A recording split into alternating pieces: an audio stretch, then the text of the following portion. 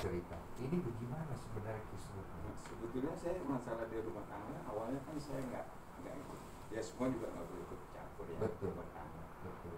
Awalnya begitu saya ikut dia, ternyata dari istri yang belum nikah dengan si Mbak Bu Dewi ini kan masih di sana di Busaria yang beberapa. Iya.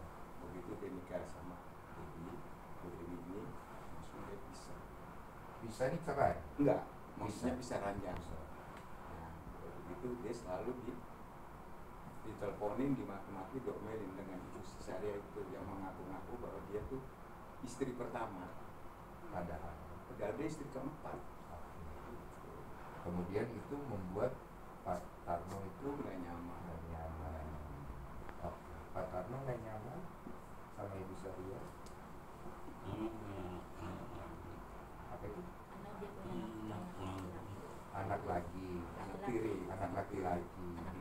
Oh, dia nggak nyaman sama anaknya, anak tirinya.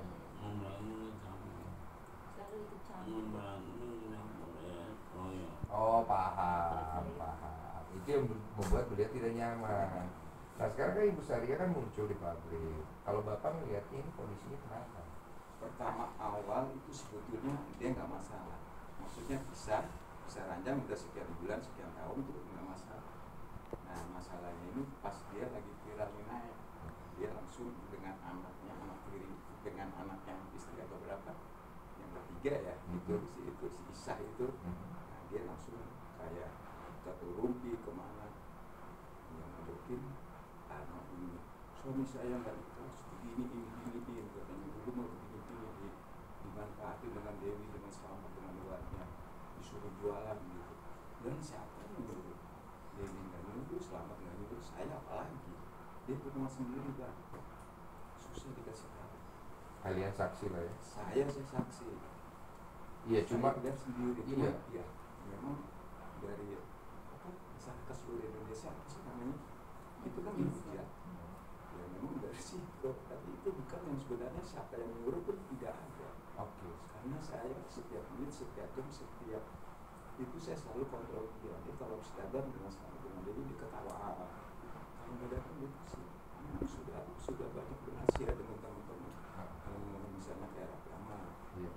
Terus Halilintar, terus siapa lagi? Ada Willy Salim? Willy Salim ya? Terus yang Kasih donasi berapa Willy? 50 juta yang kemarin. Nah, terus yang siapa? Pesulap merah. Tasel. Yang ngasih 10 juta loh. Oh, itu Bang yang orang Medan itu siapa? iya, Siregar. Putra Siregar. Terus ngasih HP iPhone dia. Kasih HP. Saya juga tahu sendiri, saya sudah bilang. Mau saya kan manggil nama karena saya sebagai kakak, kamu istirahat lah, sudah dikasih duit. Tapi ini orangnya ada, tidak mau. Tapi kalau saya pikir ya sudah, nyaman ini cuma 1 jam pulang, kan nggak ada gitu. Nah ini yang adik saya ini yang susah. Ini yang jadi pertanyaan masyarakat. Betul. Sehingga membuat kalian semua jadi kena. Kesannya mengeksploitasi Pak Tarno. Betul. Saya tanya, Pak Tarno ngelakuin itu semua, jualan, kerja walaupun sakit, itu karena Pak Tarno mau, kemauan Pak Tarno.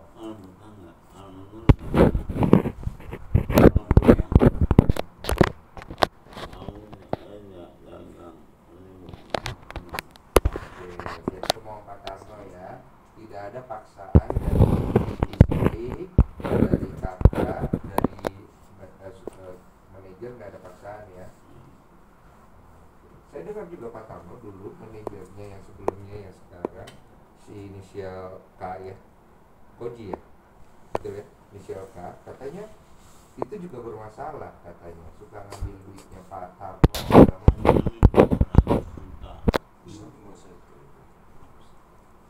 Enggak lah, itu yang sebut nama. Iya, inisial. Ya. Nanti saya beritahu. Ya kalau saya sih sebetulnya nggak tahu masalah itu kan. Saya tahunya sekarang ini waktu dia sakit baru saya gabung sama mereka, sama adik saya ini karena saya sian gitu, siapa lagi gitu. Karena dia nggak ada siapa, walaupun ada anak, saya sebagai kakak juga kan melindungi dia. Saudara ada saudara? Saudara banyak. Saudara kandung? Saudara kandung Bandung, ada di Sumatera, tapi kayaknya sudah nggak ada. Oh, jadi beliau jadi tinggal sendiri. Tinggal sendiri. Oh, jadi Bapak Adi adalah sepupu. Sepupu. Kerja juga. Saya sudah resign, udah itu saya. Pensiunan apa? Saya di Garmen. Oh, di Garmen. Jadi karena kasihan sama beliau, Iya, makanya bantu-bantu juga. Melindungi dia, dengan apalagi dengan keadaan sekarang sakit. Itu bukannya saya menyuruh, siapa sendiri menyuruh, harus dapat dia mau sendiri. Nah itu juga baru sekarang aja, begitu dia lagi viral, banyak donasi-donasi, istrinya komen-komen. Gitu, awalnya mah tidak, orang saya dia sakit, minta BPJS saja nggak dikasih lah. Ini ngomongnya ya bahasa nggak enak lah. Saya bilang itu kan adik saya, minta BPJS untuk berobat aja nggak dikasih, langsung saya blok nomornya. Nah di situ saya udah nggak mau berurusan lagi dengan dia. Paham. Saya paham. sih udah nggak rumah tangga, saya nggak pernah ini siapa enggak, cuma seperti itu gara-gara BPJS. Iya, paham. Jadi intinya memang sudah tidak mau. Tidak. Nah, karena adanya berita ini beliau muncul, jadi ada gesekan. Oh, Pak Tarno tahu itu? Bagaimana Pak Tarno maunya? Maunya Pak Tarno. Jangan ribut. Bagaimana caranya supaya tidak ribut?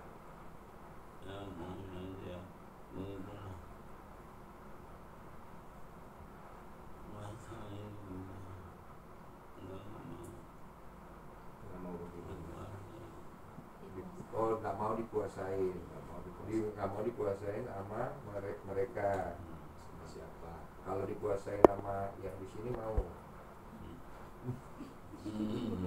Dikuasain sama Ibu Dewi mau. Enak. Apanya yang enak? Bukan sambelnya enak ya. Sambelnya enak ya. Biasa masak. Iya, dia masak. Masak. Dia suka makan apa? Timun.